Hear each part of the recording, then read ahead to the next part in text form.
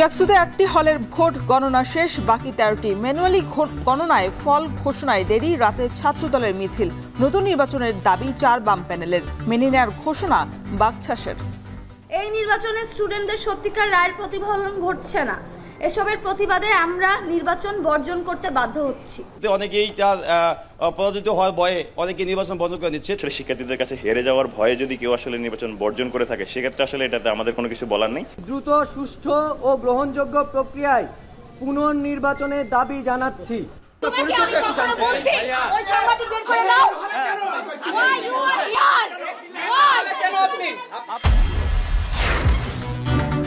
বিশেষায়িত heavy lift cargo jetty নির্মাণ করতে যাচ্ছে চট্টগ্রাম বন্দর। ভারী যন্ত্রপাতি খালাসে ভোগান্তি ও খরচ অনেকটাই কমার আশা ব্যবসায়ীদের।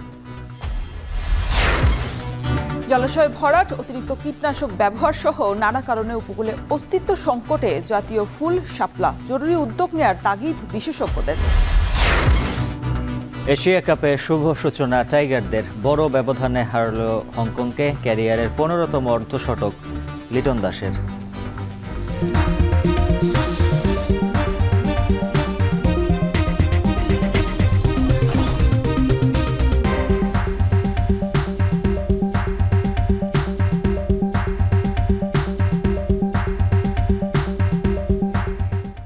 স্বাগত। এখন সকালে পুরো আয়োজনে আপনাদের সঙ্গে আছি আমরা দুজন, আমি শরীফ রাউশন, আমি উজ্জ্বল হাফিজ।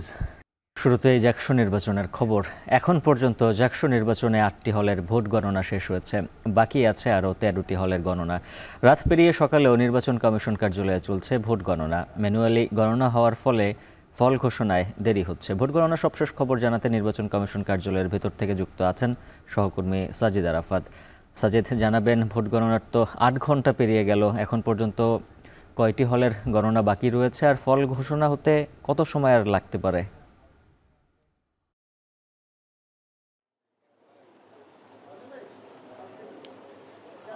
উজ্জ্বল, আপনি যে বিষয়টি বলছিলেন যে রাত পেরিয়ে গেছে, সকাল হয়েছে, এখনও কিন্তু ভোট গণনা চলছে।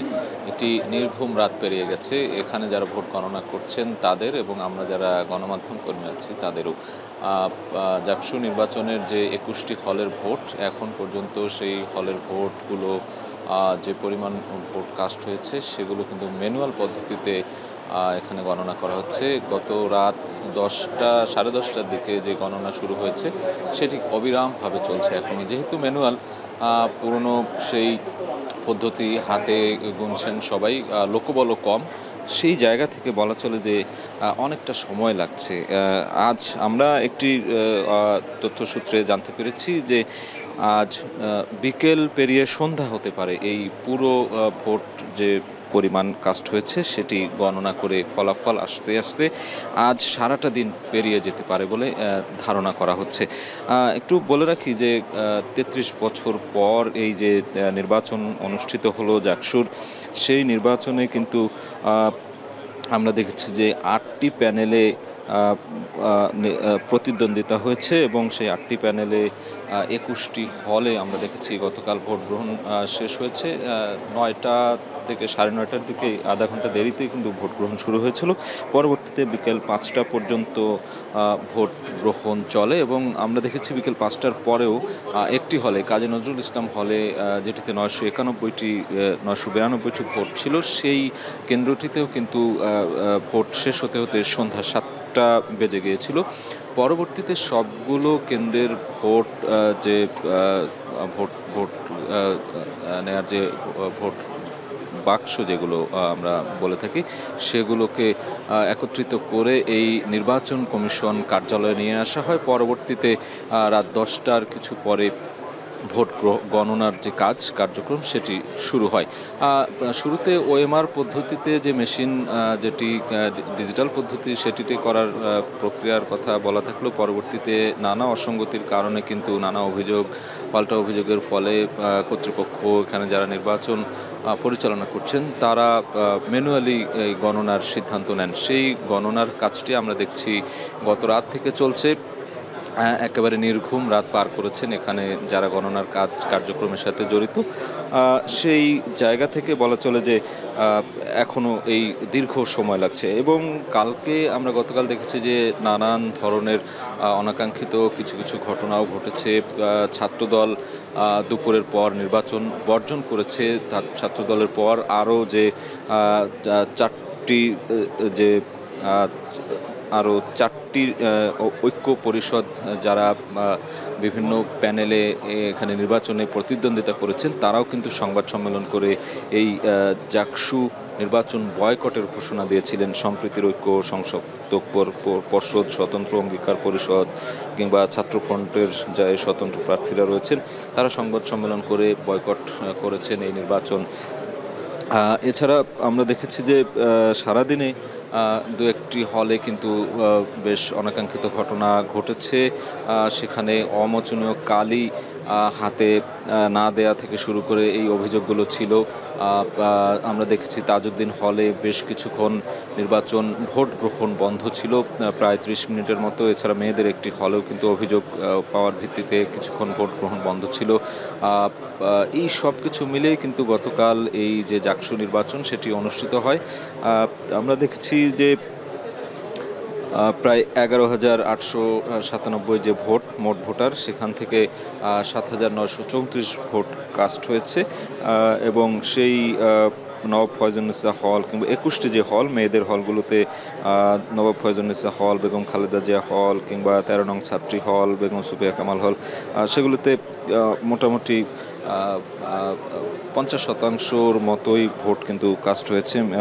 যদি সংখ্যায় বলতে চাই, জাহানারা ইমাম হলে মোট ভোটার 367 কাস্ট হয়েছে 247, প্রীতিলতা হল মোট ভোটার 396 কাস্ট হয়েছে 250। এভাবে কিন্তু বিভিন্ন হলের যে ভোট সেগুলো গতকাল এভাবেই আমরা দেখেছি।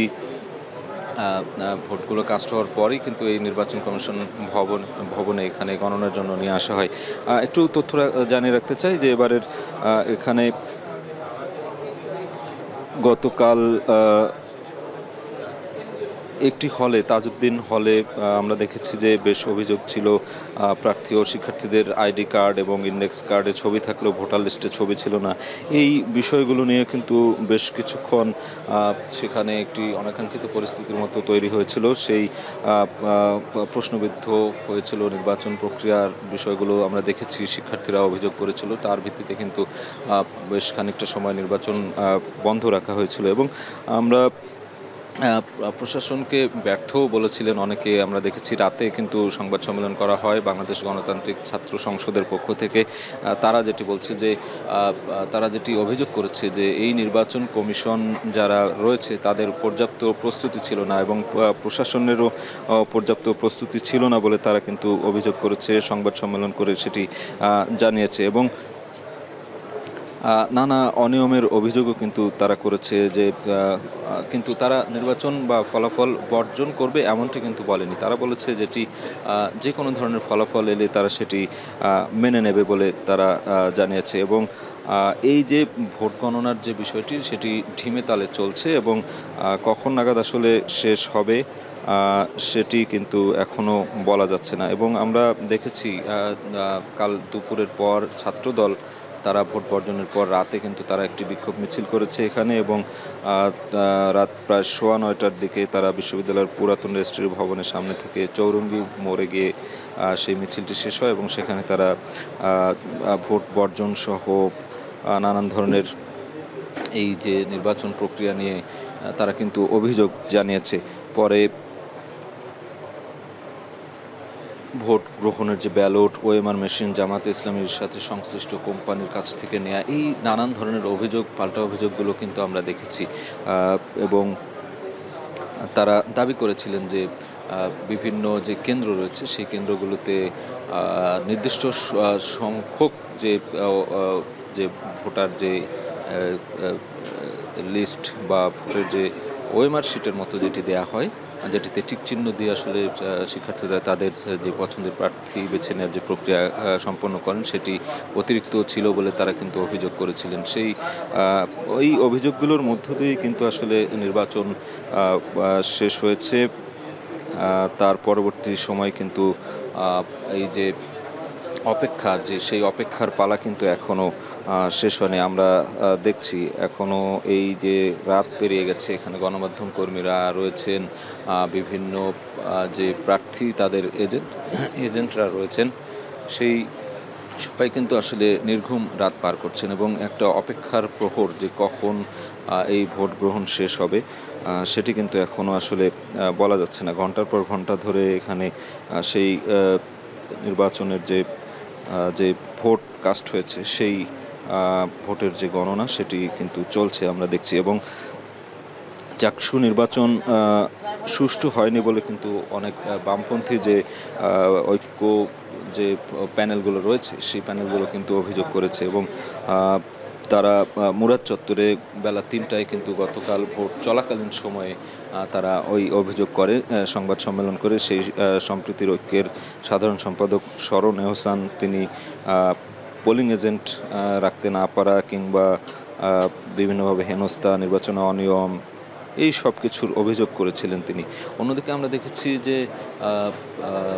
স্বতন্ত্র ভিপি প্রার্থী জিতু তিনি কিন্তু বিকেলে ভোট দিয়েছেন আলবেরুনি হলে। সেখান থেকে তিনি কিন্তু জয়ের ব্যাপারে আশাবাদ প্রকাশ করেছেন এবং তিনি এটিও বলেছেন যে শিক্ষার্থীদের স্বার্থ সংশ্লিষ্ট বা অধিকার রক্ষায় তিনি যদি নির্বাচিত হতে পারেন শিক্ষার্থীদের পক্ষে তিনি কাজ করবেন এবং বৈষম্য বিরোধী আন্দোলনে তার একটি বড় ভূমিকা ছিল বলেও এই ক্যাম্পাসে আসলে একটি আলোচনা রয়েছে।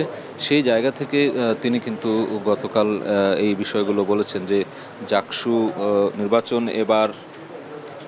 নির্বাচন যেভাবে ৩৩ বছর পর অনুষ্ঠিত হলো সেটি যেন আগামীতেও আসলে অব্যাহত থাকে সেই বিষয়গুলোর প্রতি তিনি নজর দিয়েছেন। এবং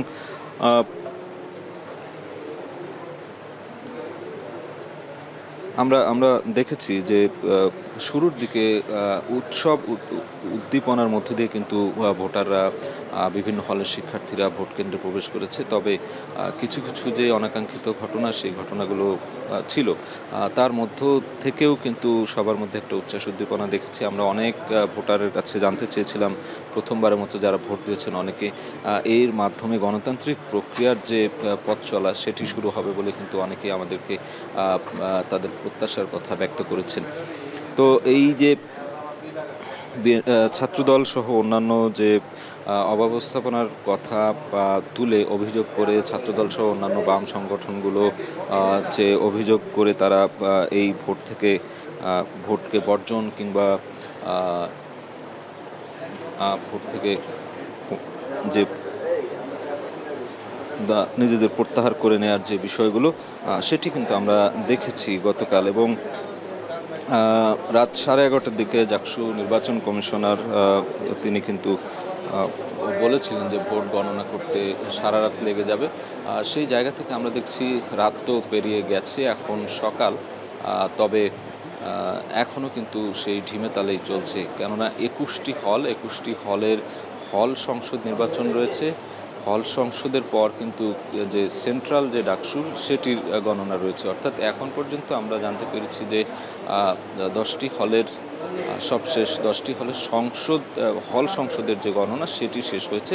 এর পরবর্তীতে কেন্দ্রীয় যে ডাকসুর যে গণনা সেটি শুরু হবে। অর্থাৎ এটি অবধারিতভাবে বলাই যায় যে আজ সারাদিন লেগেই যাবে। কেননা নির্বাচন কমিশনারের পক্ষ থেকে কিন্তু সন্ধ্যা অবধি এই কার্যক্রম চলতে পারে বলে আমাদেরকে জানানো হয়েছে। সেই জায়গা থেকে অপেক্ষার যে প্রহর বা অপেক্ষার যে পালা সেটি যেন শেষ হচ্ছেই না বলা চলে।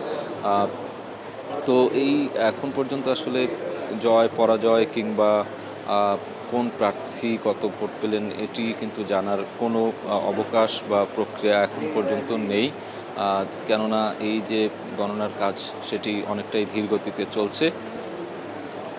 তো পরবর্তীতে বিভিন্ন সময় কিন্তু সেখান থেকে মাইকে ঘোষণা দিয়ে জানানো হচ্ছে যে যেই হলগুলোর গণনা শেষ হচ্ছে। আমরা এখানে রয়েছি, হয়তো পরবর্তী সময়ে আরও জানানোর চেষ্টা করব যে পরবর্তীতে কোন কোন হলের ভোট গণনা শেষ হয়েছে সেটি জানিয়ে দেওয়ার জন্য। তো এই ছিল আমার কাছ থেকে থাকা সবশেষ খবর। জাকসু নির্বাচনের ভোট গণনার সবশেষ খবর জানাচ্ছিলেন সহকর্মী সাজিদ আরাফাত। এর আগে ভোট গ্রহণ শেষের মাত্র 1.5 ঘন্টা আগে কারচুপি ও জাল ভোটের অভিযোগে ভোট বর্জন করে ছাত্রদল। পরে একই অভিযোগে বাম সমর্থিত 4টি প্যানেলও ভোট বয়কট করে। প্রতিক্রিয়া ছাত্র শিবির সমর্থিত স্বতন্ত্র প্রার্থীরা বলেন, হারার ভয়েই ছাত্রদল নির্বাচন বয়কট করেছে। বিস্তারিত থাকছে প্রতিবেদনে। নির্বাচন বর্জন করতে বাধ্য হচ্ছি। ভোট শেষের মাত্র 1.5 ঘন্টা আগে ছাত্রদলের ভোট বর্জন, পাল্টাপাল্টি অভিযোগ, বিদ্যুৎ বিভ্রাট ও জাল ভোট থেকে শুরু করে নানা অভিযোগে দিনভর উত্তেজনা ছিল জাহাঙ্গীরনগর বিশ্ববিদ্যালয় ক্যাম্পাসে। তবে ভোটার উপস্থিতি থাকায় নির্ধারিত সময়ের পরও ভোট গ্রহণ চলে কাজী নজরুল ও তাজউদ্দিন হলে। সকালে 30 মিনিট দেরিতে 21টি হলে 224টি বুথে শুরু হয় ভোট। প্রথমে বৃষ্টির বাধা, ভোটার উপস্থিতিও কম দেখা যায়। তবে প্রথমবারের মতো সুন্দর পরিবেশে ভোট দিতে পেরে উচ্ছ্বসিত শিক্ষার্থীরা। আমি যাকে যোগ্য মনে করেছি আমি তাকে ভোট দিয়েছি এবং আমি মনে করি যে যোগ্যরা নেতৃত্বে আসুক। আমি খুবই বেশি এক্সাইটেড, আর একটা জিনিস খুব ভালো লাগলো, রেসপন্স খুব বেশি পাচ্ছি আমরা। দীর্ঘ বছর পরে এরকম জাকসু নির্বাচন হচ্ছে এবং আমরা চাই এরকম নির্বাচন আসুক, প্রতি বছর হোক। লাইন তো লম্বাই দেখা যাচ্ছে, তার মানে বোঝাচ্ছে যে শিক্ষার্থীদের স্বতঃস্ফূর্ত অংশগ্রহণ আছে। মীর মোশাররফ হলে ভোট দেন ছাত্রদল সমর্থিত ভিপি প্রার্থী শেখ সাদি হাসান, আর 10 নম্বর হলে ভোট দেন ছাত্র শিবির সমর্থিত জিএস প্রার্থী মাজহারুল ইসলাম। ভোট দেওয়ার পর ছাত্রদলের প্রার্থী অভিযোগ করেন, প্রশাসন নির্দিষ্ট একটি দলকে সুবিধা দিচ্ছে। এছাড়াও বিভিন্ন কেন্দ্রে আঙুলে অমোচনীয় কালি দেয়া হচ্ছে না বলে অভিযোগ করেন স্বতন্ত্র ভিপি প্রার্থী আব্দুর রশিদ জিতু। কিছু কিছু জায়গায় আমরা দেখেছি যে ভোট দেওয়ার পরবর্তী সময়ে যে আমাদের হাতে যে কালি দেওয়া হতো সেটা কিন্তু দেওয়া হচ্ছে না। আমরা এই বিষয়টি একটু আগেই আমাদের যে নির্বাচন কমিশনের সদস্য সচিব আছেন তাকে অবগত করেছি এবং তিনি বলছেন যে তিনি এই বিষয়টি দ্রুত ব্যবস্থা নেবেন। আমরা চাই যাতে সকল হলগুলোতে যাতে একই পদ্ধতিতে ভোট দেওয়া সম্পন্ন হয়। যে বিশ্ববিদ্যালয় প্রশাসন নির্বাচন কমিশন বলেছিলেন আজকে সকাল 6টা থেকে ক্যাম্পাসে কোনো সাবেক শিক্ষার্থী থাকতে পারবে না। 101টা অতিরিক্ত ব্যালট পেপার কেন গিয়েছে সে বিষয়ে ওই ভোট কেন্দ্রে যিনি দায়িত্বে আছেন তাকে জিজ্ঞেস করা হয়েছিল 101টা অতিরিক্ত ব্যালট পেপার কেন এসেছে। গতকাল থেকে এখন পর্যন্ত প্রশাসনের বিভিন্ন জায়গাতে বিভিন্ন অসঙ্গতি এবং গাফিলতি, একই সাথে তাদের মনে হয় স্বজনপ্রীতি লক্ষ্য করেছি। এই নির্দিষ্ট একটি ছাত্র সংগঠন এবং আমরা জানি 24-এর যে ফ্যাসিস্ট আওয়ামী লীগ এবং তার সংগঠন নিষিদ্ধ ছাত্রলীগকে পুনর্বাসিত করে এমন একটি প্রার্থী, তাদের বিষয়ে প্রশাসন খুবই উদাসীন। বেলা বাড়ার সঙ্গে সঙ্গে অভিযোগের মাত্রা বাড়তে থাকে। তাজউদ্দিন হলে প্রায় 150 শিক্ষার্থীর ভোটার লিস্টে ছবি না থাকায় 30 মিনিট বন্ধ থাকে ভোট গ্রহণ। 15 নম্বর ছাত্রী হলে জাল ভোট হচ্ছে এমন অভিযোগে অনুমতি ছাড়াই ছাত্রদলের এক প্রার্থী ঢুকে গেলে উপস্থিত শিক্ষার্থী ও শিক্ষকের সাথে বাকবিতণ্ডায় জড়ায়। এর আগে বিদ্যুৎ বিভ্রাটে বুথে ভোট দিতে অসুবিধায় পড়েন ভোটাররা। যদিও প্রশাসনের দাবি এতে কোনো সমস্যা হয়নি। আধ ঘন্টা পর বিদ্যুৎ চলে আসে। দুপুরে 1টার দিকে লাইন ভেঙে ছাত্রদলের ভিপি প্রার্থী কেন্দ্রে প্রবেশের চেষ্টা করলে উত্তেজনা তৈরি হয়। উপস্থিত কর্মকর্তার সাথে বাকবিতণ্ডায় জড়ান তিনি। ভোটাররা হচ্ছে কি অনেকক্ষণ ধরে লাইনে দাঁড়িয়ে আছে, ঢুকতে পারতেছে না, এখানে হিউজ লাইন হয়ে আছে, যার কারণে অনেকক্ষণ ধরে দাঁড়ানোর কারণে ভোগান্তি পোহাতে হচ্ছে। এদিকে অবৈধভাবে অবস্থান করায় রবীন্দ্রনাথ ঠাকুর হল থেকে ছাত্রদলের কেন্দ্রীয় সহ সভাপতি হাফিজুর রহমান সোহানকে আটক করে বিশ্ববিদ্যালয় প্রশাসন। তবে সবকিছু ছাপিয়ে ভোট শেষ হওয়ার 1.5 ঘন্টা আগে নির্বাচনে জামায়াতে ইসলামীর কোম্পানি থেকে সরঞ্জাম কেনা সহ কারচুপির অভিযোগে ভোট বর্জন করে ছাত্রদল সমর্থিত প্যানেল। একই সাথে কারচুপির অভিযোগে নির্বাচনী দায়িত্বরত বিএনপিপন্থী 3 শিক্ষকও ভোট বর্জন করেন। ভোট কেন্দ্রগুলো মনিটর করার জন্য জামাত নেতার কোম্পানিকেই ডিরেক্ট টেলিকাস্ট সহ ভিডিও ক্যামেরা সাপ্লাই দিয়ে সিসিটিভির দায়িত্ব দেওয়া হয়েছে। এর মাধ্যমে শিবিরকে পুরো ভোট কেন্দ্রগুলো মনিটর করার সুযোগ করে দেওয়া হয়েছে। আমাদের বিজয় ব্যাহত করতে ইউনিভার্সিটি প্রশাসন জামাত শিবিরের সাথে এক হয়ে ইলেকশন ইঞ্জিনিয়ারিং এর ব্যবস্থা করেছে। এই নির্বাচনে স্টুডেন্টদের সত্যিকার রায়ের প্রতিফলন ঘটছে না। এদিকে ভোট গ্রহণ শেষে সম্প্রীতির ঐক্য সংসপ্তক পর্ষদ, স্বতন্ত্র অঙ্গীকার পরিষদ এবং সমাজতান্ত্রিক ছাত্রফ্রন্টের একজন ও কয়েকজন স্বতন্ত্র প্রার্থীও ভোট বর্জন করেন। আমরা ক্ষুব্ধ, হতাশ এবং বিক্ষুব্ধ। আমরা এই অনিয়মের নির্বাচনকে বয়কট করছি এবং দ্রুত, সুষ্ঠু ও গ্রহণযোগ্য প্রক্রিয়ায় পুনর্নির্বাচনের দাবি জানাচ্ছি। প্রতিক্রিয়ায় ছাত্র শিবির ও স্বতন্ত্র প্রার্থী বলেন, পরাজয় সুনিশ্চিত জেনেই ছাত্রদল ভোট বর্জন করেছে। যদি কেউ মনে করে আসলে শিক্ষার্থীদের কাছে হেরে যাওয়ার ভয়ে যদি কেউ আসলে নির্বাচন বর্জন করে থাকে, সেক্ষেত্রে আসলে এটাতে আমাদের কোনো কিছু বলার নেই। দেখেন, নির্বাচনকে কেন্দ্র করে অনেকে দেখা যায় পরাজয় বরণ করার যেই সাহসিকতা মনোভাব সেটা কিন্তু অনেকের নেই। তো সেক্ষেত্রে অনেকেই তার পরাজিত হওয়ার ভয়ে অনেকে নির্বাচন বর্জন করে নিচ্ছে। এদিকে 21টি হলে 11,897 ভোটারের মধ্যে ভোট পড়েছে 7,934টি। ভোট গণনা ঘিরে ক্যাম্পাসে নিরাপত্তা জোরদার করা হয়। ফরহাদ বিন নূর, এখন, ঢাকা। এদিকে জাহাঙ্গীরনগর বিশ্ববিদ্যালয় কেন্দ্রীয় ছাত্র সংসদ, জাকসু এবং হল সংসদ নির্বাচনকে ত্রুটিপূর্ণ বললেও ফলাফল মেনে নেয়ার ঘোষণা দিয়েছে বাংলাদেশ গণতান্ত্রিক ছাত্র সংসদ বাকশাস। তাদের দাবি, গণতান্ত্রিক চর্চা এবং শিক্ষক শিক্ষার্থীর ক্ষমতার ভারসাম্য রক্ষার স্বার্থেই নির্বাচনের ফলাফলকে তারা গ্রহণ করবে। বৃহস্পতিবার দিবাগত রাত 2টার দিকে বিশ্ববিদ্যালয়ে এক সংবাদ সম্মেলনে এই ঘোষণা দেন বাকশাস নেতারা। এই বিশ্ববিদ্যালয় প্রশাসন এবং এই নির্বাচন কমিশনের এই পুরো সময় ধরে যে চেষ্টাটা ছিল সেটা হলো জাকসু বানচাল করা। আমরা মনে করি যে আজকে যে নির্বাচনটা হয়েছে এটা খুবই ব্যাড একটা ইলেকশন, এবং সেই ইলেকশনের ব্যাডের এক্সাম্পলগুলো আমরা আপনাকে দেখিয়েছি, এভিডেন্সগুলো আমরা আপনাদেরকে দেখিয়েছি। কিন্তু এরপরেও যে জাকসুটা শুরু হলো, এইটাকে আমরা সাধুবাদ জানাই। বিশেষ করে যে প্রায় 8,000 শিক্ষার্থী এত প্রতিকূলতার পরেও এই ভোটটা দিয়েছে, তাকে আমরা সাধুবাদ জানাই। এই জন্য আমরা বলছি যে আমরা এই নির্বাচনটা আমরা বর্জন করছি না, কিন্তু এই নির্বাচনটা যাতে ত্রুটিযুক্ত সেটাকে আমরা অ্যাড্রেস করছি। শিল্প কারখানার ভারী যন্ত্রপাতি খালাসে অবশেষে বিশেষায়িত হেভি লিফট কার্গো জেটি নির্মাণ করতে যাচ্ছে চট্টগ্রাম বন্দর। এতে ভারী যন্ত্রপাতি খালাসে ভোগান্তি ও খরচ অনেক কমবে শিল্প মালিকদের। সেই সঙ্গে বিভিন্ন প্রকল্পের ভারী যন্ত্রপাতি আমদানি সহজ ও ঝুঁকিমুক্ত হবে বলে মনে করছেন সংশ্লিষ্টরা। আরও জানাচ্ছেন হাজিরা শিউলি। প্রযুক্তির উন্নয়ন ও শিল্পের চাহিদা পূরণে দেশে গড়ে উঠছে নানা ধরনের শিল্প কারখানা। অবকাঠামো নির্মাণেও যুক্ত হচ্ছে নিত্য নতুন উপাদান।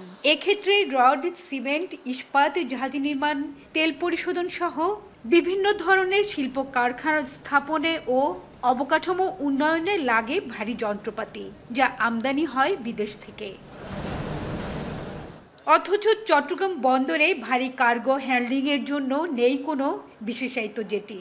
বর্তমানে নিউমোরিং কন্টেনার টার্মিনালের একটি জেটিতে ভারী যন্ত্রপাতি খালাস করা হলেও সেটি মূলত কন্টেনার হ্যান্ডলিংয়ের জন্য নির্মিত। তাই খালাসের আগে বসাতে হয় বিশেষ প্লেট। এছাড়া 100 টনের উপরে কোনো কার্গো আসলে সেটি জেটিতে খালাস করা যায় না। এজন্য জেটির বাইরে ও বহির্নোঙরে বিশেষ ব্যবস্থায় সমতল বার্জে ভারী যন্ত্রপাতি খালাস করতে হয়, যা শুধু ঝুঁকিপূর্ণই নয়, ব্যয়বহুলও বটে। এই সংকট নিরসনে দীর্ঘদিন ধরে হেভি লিফট কার্গো জেটি নির্মাণের দাবি ছিল বন্দর ব্যবহারকারীদের। অবশেষে পূরণ হচ্ছে সেই দাবি। এই বিশেষায়িত হেভি লিফট কার্গো জেটি প্রতি বর্গমিটারে 5 টন ভার বহনের সক্ষম। প্রজেক্ট কার্গোগুলো বিশেষ করে আসে, সেগুলো হয়তো আমাদেরকে অনেক সময় ড্রাই ডক জেটিতে নামাতে হচ্ছে, অথবা ওভারসাইড ডেলিভারি দিয়ে সেখান থেকে বার্জে করে সাইটে প্রেরণ করতে হচ্ছে। যদি নতুন ডিপো আসে, ডেফিনেটলি সেটা আমাদের জন্য একটা অনেক পজিটিভ একটা সাইড। আমাদের রেগুলার যেই জাহাজগুলো আসছে সেগুলো করে আমরা হেভি লিফট কার্গোগুলো নিয়ে আসতে পারবো, এবং চাইলেই সেই জেটিতে ট্রান্সফার করে কার্গোগুলো আমরা হ্যান্ডেল করতে পারবো। ভারী কার্গোর বিশেষায়িত জেটি না থাকায় বর্তমানে অনেক যন্ত্রপাতি খুলে আলাদাভাবে আমদানি করতে হয়। বিশেষায়িত জেটি নির্মিত হলে থাকবে না এই সমস্যা।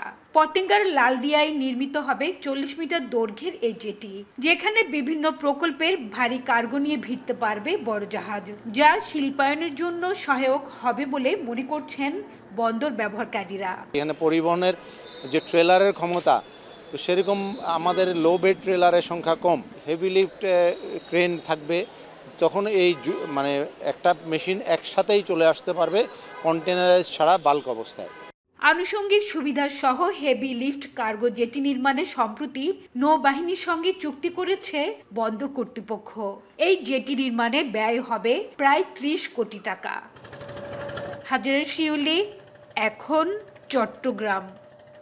জামালপুরের বাজারে শাকসবজির সরবরাহ বেড়েছে, ফলে সপ্তাহের ব্যবধানে কাঁচামরিচ, বেগুন, পটল সহ সব ধরনের সবজির দাম কেজিতে কমেছে 10 থেকে 15 টাকা পর্যন্ত। তবে অপরিবর্তিতই রয়েছে আলুর দাম। এ বিষয়ে বিস্তারিত জানাতে আমাদের সাথে যুক্ত হয়েছেন সহকর্মী জুয়েল রানা। জুয়েল, কোন সবজি কত দামে বিক্রি হচ্ছে আর দাম কমার পর ক্রেতা উপস্থিতি কেমন দেখছেন বাজারগুলোতে?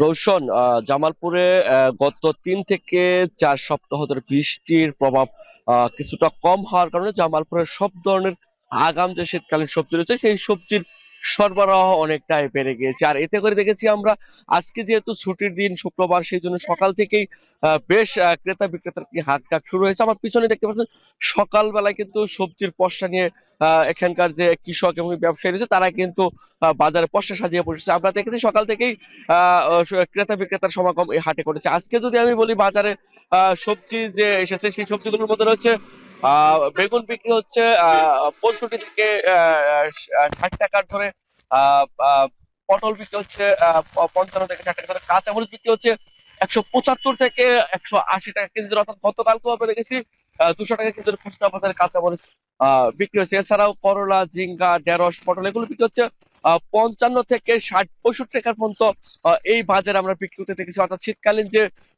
মূলা শাক, লাল শাক, ঢেঁড়স, পুঁই শাক, কুমড়ি শাক যে রয়েছে সেই শাকগুলো বিক্রি হচ্ছে 15 থেকে 20 টাকা আটি, অর্থাৎ 1 কেজি করে বিক্রি হচ্ছে। অর্থাৎ কচুরমুখী কচু এগুলো বিক্রি হচ্ছে 30 থেকে 45, পকার ভিতরে 50 টাকার মতো বিক্রি হতে আমরা দেখেছি। কচুর বিক্রি হচ্ছে একটা পিস বিক্রি হচ্ছে 50 থেকে 55 টাকা ধরে বিক্রি হচ্ছে। অর্থাৎ বলা যায় এই যে শীতকালীন সবজিগুলো বৃষ্টির প্রভাব কমার কারণে কিন্তু বাজারে আসতে শুরু করে টাটকা সবজি কিন্তু বিক্রি হচ্ছে। আরেকটি বিষয় বলা চলে, আলু কিন্তু আমরা দেখছি আলু, পেঁয়াজ, রসুন, এটি আদা, এই 4টা মশলা জাতীয় পণ্য কিন্তু আমরা দেখছি অপরিবর্তিত রয়েছে। অর্থাৎ আজকে আলু বিক্রি হচ্ছে 20 থেকে 25 টাকা কেজি ধরে, আদা বিক্রি হচ্ছে 90 থেকে 100 টাকা কেজি ধরে, রসুন বিক্রি হচ্ছে 90 থেকে 100 টাকা কেজি ধরে। আর বলা চলে যে পেঁয়াজ বিক্রি হচ্ছে 65 থেকে 70 টাকার পকার মধ্যে বিক্রি হচ্ছে। বলছে এই যে নিত্য পণ্য এগুলো অনেকটাই সহনীয় পর্যায়ে একটু একটু করে কমে আসছে, এতে করে সাধারণ মানুষ একটু স্বস্তি নিঃশ্বাস প্রকাশ করছে।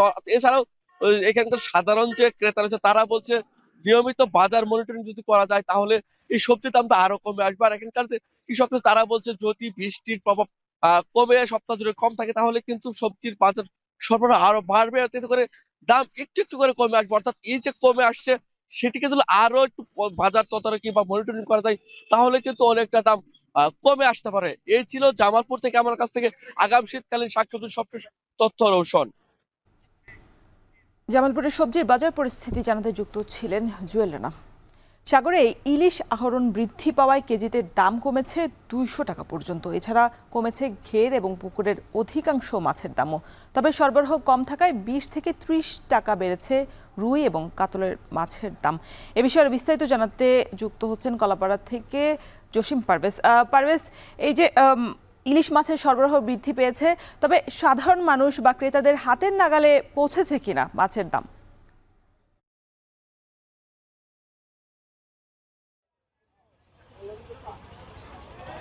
রোশন, যথার্থই বলেছেন, কিন্তু বঙ্গোপসাগর হচ্ছে ইলিশ মাছের ভান্ডার। সেক্ষেত্রে কিন্তু এখানকার জেলেদের জালে পর্যাপ্ত পরিমাণের ইলিশ ধরা দিলেও স্থানীয় যে হাট বাজার রয়েছে সে সকল হাট বাজারে মাছের সরবরাহ কিছুটা কম। কেননা এখানে যে এখান থেকে যে জেলেদের যে শিকার করা মাছ সেগুলো কিন্তু সরাসরি চলে যাচ্ছে ঢাকা সহ বিভিন্ন মোকামে। সে কারণে স্থানীয় বাজারে কিছুটা কম রয়েছে। তারপরেও যে সকল ইলিশ সরবরাহ হয়েছে সে সকল ইলিশ আজ এই পাইকারি নাসনাপাড়া পাইকারি মাছ বাজারে 1 কেজি ওজনের যে ইলিশ তা আজ প্রতি কেজি বিক্রি হচ্ছে 2000 থেকে 2100 টাকা। এতে দাম কমেছে প্রতি কেজিতে 200 টাকা।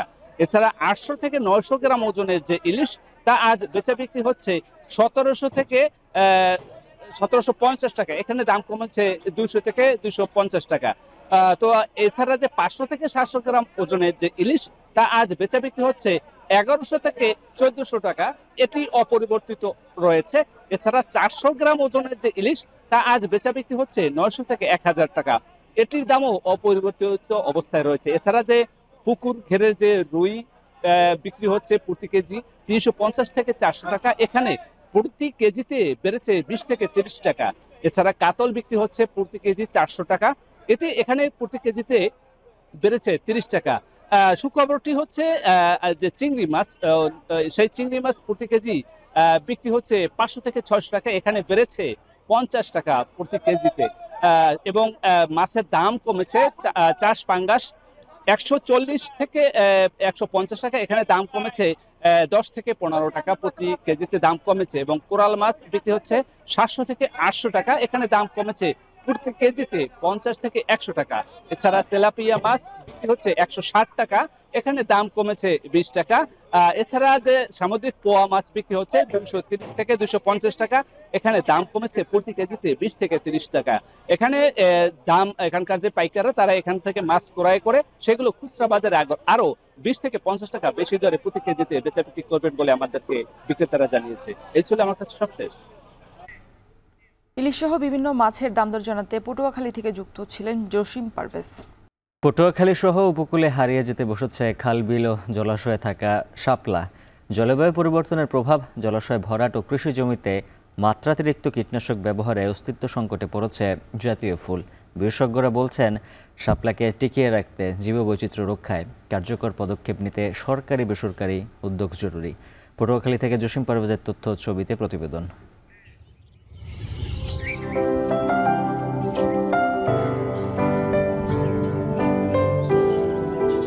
বর্ষা মৌসুমে দেশের আনাচে কানাচে পুকুর, ডোবা, খাল, বিল আর জলাশয়ে ফুটে থাকত রং বেরঙের শাপলা, যা গ্রাম বাংলাকে অপরূপ সৌন্দর্যে ভরে রাখত। তবে 10-15 বছরের ব্যবধানে উপকূলীয় অঞ্চলের জলাশয়ে আশঙ্কাজনক হারে কমেছে শাপলা। জলবায়ু পরিবর্তনজনিত প্রভাব, জলাশয় দখল হওয়ায় হারিয়ে যেতে বসেছে অর্থকরী ওষুধি গুণাবলী সম্পন্ন জলজ উদ্ভিদটি। খালে আমরা অনেক শাপলা উঠেছি, যে সমস্ত জায়গায় এই শাপলাগুলো হইতো, এই সমস্ত জায়গাগুলোই সরকার লিজ দেওয়ার কারণে শাপলাগুলো আমাদের দেশ থেকে উঠতে যাওয়ারই পালা। শাপলার বীজ তো সব নষ্ট হয়ে যায়, কীটনাশক ওষুধ দেওয়া হয়। শাপলা ফুল, শাপলা শালুকের নিচেই কিন্তু এই বীজটা হয়, যেটাকে চিয়া বীজ বলা হয়। তো আমাদের দেশ থেকে এটা হারাই যেতেছে। বিশেষজ্ঞরা বলছেন, অতিরিক্ত খরায় জলাশয় শুকিয়ে যাওয়ায় ও লবণাক্ততার কারণে হুমকির মুখে শাপলার জীবনচক্র। এছাড়াও কৃষি জমিতে মাত্রাতিরিক্ত কীটনাশক ব্যবহারের কারণে অস্তিত্ব সংকটে পড়েছে জাতীয় ফুল শাপলা।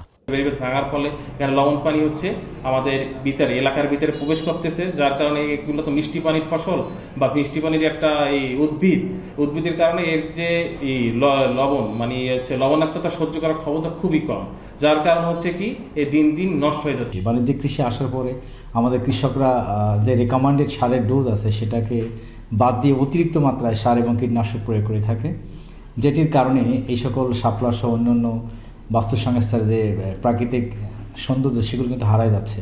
শাপলার লতাপাতা মাটির গুণাগুণ ধরে রাখার পাশাপাশি দেশীয় মাছের প্রজনন স্থল হিসেবে গুরুত্বপূর্ণ ভূমিকা রাখে। কিন্তু দিন দিন শাপলা হারিয়ে যাওয়ার প্রভাব পড়েছে মাছের বংশ বিস্তারে। তবে মৎস্য বিভাগের দাবি, শাপলার অস্তিত্ব রক্ষায় জনসচেতনতা বাড়াতে কাজ করছেন তারা। আমাদের এই অঞ্চলে যদি আমরা পেস্টিসাইডের ব্যবহার কমাইতে পারি এবং এই জলাশয়গুলোকে রক্ষা করতে পারি এবং শাপলার যে জীববৈচিত্র্য এটাকে রক্ষা করতে পারি, এটা আমাদের সামগ্রিক মুক্ত অভ্যন্তরীণ জলাশয়ের যে বদ্ধ জলাশয়ের একটা জীববৈচিত্র্যের একটা উন্নয়ন হবে। জলবায়ু পরিবর্তনের প্রভাব এবং মানুষের জীবন জীবিকার তাগিদে অনেকটাই নীরবে হারিয়ে যাচ্ছে শাপলাসহ উপকারী অনেক জলজ উদ্ভিদ। পরিবেশ ও জীববৈচিত্র্য রক্ষায় দ্রুত সরকারি ও বেসরকারিভাবে পদক্ষেপ নেওয়ার দাবি সচেতন বাসিন্দাদের।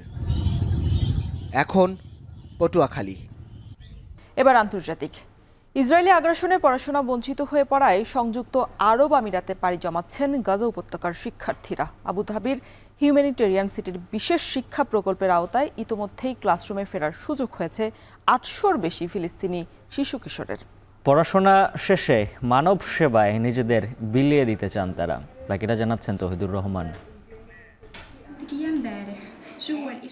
দ্বাদশ শ্রেণীর শিক্ষার্থী আমাল মুসা গাজায় ইসরায়েলি আগ্রাসনে 9বার বাস্তুচ্যুত হওয়ার পর 5 মাস আগে সংযুক্ত আরব আমিরাতে পাড়ি জমিয়েছেন খান ইউনিসের এই তরুণী। মা এখনও গাজা উপত্যকায় রয়ে গেলেও বাবা এবং 3 ভাই বোনের সাথে আবুধাবিতে বসবাসের পাশাপাশি পড়ালেখার সুযোগ পেয়ে স্বস্তির নিঃশ্বাস ফেলছেন। ইসরায়েলি বর্বরতার হাত থেকে শুধু বেঁচে থাকার লড়াইয়ের মধ্যে উচ্চশিক্ষার কথা চিন্তা করারও উপায় ছিল না বলে জানান আমাল মুসা। এভাবেই গাজা উপত্যকার শিক্ষার্থীদের জীবন থেকে চলে গেছে প্রায় 2 বছর। তাই বিশ্ববিদ্যালয়ে পড়ার কথা থাকলেও সংযুক্ত আরব আমিরাতে এখন দ্বাদশ শ্রেণী থেকেই শুরু করতে হচ্ছে আমাল মুসার মতো আরও অনেককেই। তাই এই সুযোগ কাজে লাগাতে দৃঢ় প্রতিজ্ঞ এই শিক্ষার্থী। وبالذات انه يعني مواليد 2006 تقريبا ضاعت عليهم سنتين، مفترض يكونوا سنه ثانيه جامعه، هسه هم ب 12، فالشيء جدا صعب عليهم، وكان عندي مخاوف اني انا اكون زيهم، بس الحمد لله يعني الله اعطاني فرصه وان شاء الله اني انا اغتنمها। শুধু আমাল মুসা নয়, তার মতো 800-র বেশি ফিলিস্তিনি শিক্ষার্থী সংযুক্ত আরব আমিরাতে পড়াশোনার সুযোগ পেয়েছে। শিক্ষা জীবন শেষে নিজেদের মানব সেবায় বিলিয়ে দেওয়ার স্বপ্ন দেখছেন অনেকেই। এমনকি গাজা উপত্যকায় রেখে আসা সহপাঠীরা এখন কি অবস্থায় আছে তা নিয়েও বেশ দুশ্চিন্তায়। أنا حلمي إني أنا أكون دكتورة، أنا كملت دراستي وراح أكمل دراستي وراح أشتغل على حالي علشان أكون دكتورة وأساعد الناس وأساعد الناس الفقيرة اللي ما معها فلوس أو شيء. مشتاق أرجع عشان غزة، أجواء غزة بحس حالي دائما في الوطن، بحس حالي شعور رائع، خلص رجعنا للوطن، برجع عند أهلي عيلتي أبويا। আবুধাবির হিউম্যানিটেরিয়ান সিটিতে গড়ে তোলা বিশেষ শিক্ষা প্রকল্পের আওতায় লেখাপড়ার সুযোগ পাচ্ছেন গাজা থেকে যাওয়া শিক্ষার্থীরা, যেখানে চলতি সেপ্টেম্বর মাস থেকেই শুরু হয়েছে নতুন শিক্ষাবর্ষ। গাজার শিশুদের সুন্দর ভবিষ্যৎ নিশ্চিতের লক্ষ্যে প্রবেশাধিকার সহজ করার কথাও জানিয়েছে কর্তৃপক্ষ। The ultimate goal is for them to complete the academic year, achieve get their certificates for that year, and for those finishing in grade 12 to have the opportunity for scholarships to continue with their university education. Our role, our responsibility, our duty is to make sure that Israeli আগ্রাসনে গাজার 307টি স্কুলের মধ্যে 293টি সম্পূর্ণ বা আংশিকভাবে ধ্বংস হয়ে গেছে, অর্থাৎ 97% শিক্ষা প্রতিষ্ঠানই ক্ষতিগ্রস্ত। যেখানে পুনরায় শিক্ষা কার্যক্রম শুরু করার জন্য 91% প্রতিষ্ঠানেরই বড় ধরনের পুনর্বাসন বা সম্পূর্ণ পুনর্গঠন প্রয়োজন বলে তথ্য দিয়েছে জাতিসংঘ। নেতানিয়াহু বাহিনী ধ্বংসযজ্ঞ না থামালে যা অসম্ভব। তৌহিদুর রহমান, এখন বিশ্ব। নেপালের কাঠমান্ডুতে শুক্রবারও জরুরি অবস্থা বহাল রাখার ঘোষণা দিয়েছে সেনাবাহিনী। কারফিউর মধ্যে দোকানপাট ও বাজার খোলা রাখার সুযোগ দেওয়া হলেও বন্ধ রাখা হয়েছে গণপরিবহন। ইন্ডিয়ার এক্সপ্রেসের প্রতিবেদনে বলা হচ্ছে, রাজধানীর কাঠমান্ডুতে ধীরে ধীরে ব্যাংক পরিষেবা সচলের পরিকল্পনা করছে সেনাবাহিনী। চালু করা হবে সুপ্রিম কোর্টের দাপ্তরিক কার্যক্রম। তবে নেপালের অন্তর্বর্তী সরকার প্রধান কে হতে যাচ্ছেন এ নিয়ে বিভাজন তৈরি হয়েছে আন্দোলনরত জেএনইউ শিক্ষার্থীদের মধ্যে। শুরুতে রাজি হলেও সাবেক প্রধান বিচারপতি সুশীলা কাটকির বয়স নিয়ে প্রশ্ন তুলেছেন বিক্ষোভকারীদের একাংশ। তার পরিবর্তে দেশটির বিদ্যুৎ বিভাগের প্রধান কুলমান ঘিসিংয়ের নাম প্রস্তাব করা হচ্ছে। তবে বর্তমান সংসদ ভেঙে দেওয়ার দাবিতে এখনও অনড় শিক্ষার্থীরা।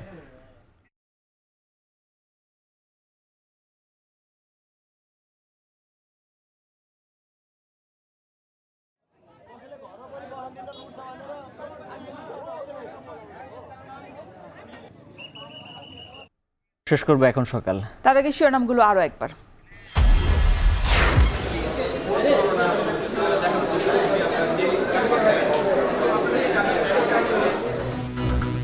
রাতের পর সকালেও চলছে জাকসু নির্বাচনের ভোট গণনা। 8টি হলের শেষ, বাকি আর 13টি। ম্যানুয়ালি গণনায় ফল ঘোষণায় দেরি।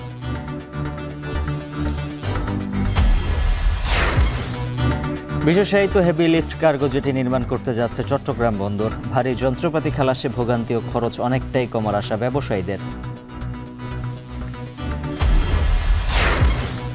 জলাশয় ভরাট, অতিরিক্ত কীটনাশক ব্যবহার সহ নানা কারণে উপকূলে অস্তিত্ব সংকটে জাতীয় ফুল শাপলা। জরুরি উদ্যোগ নেয়ার তাগিদ বিশেষজ্ঞদের। এশিয়া কাপে শুভ সূচনা টাইগারদের। বড় ব্যবধানে হারল হংকংকে। ক্যারিয়ারের 15তম অর্ধশতক লিটন দাসের।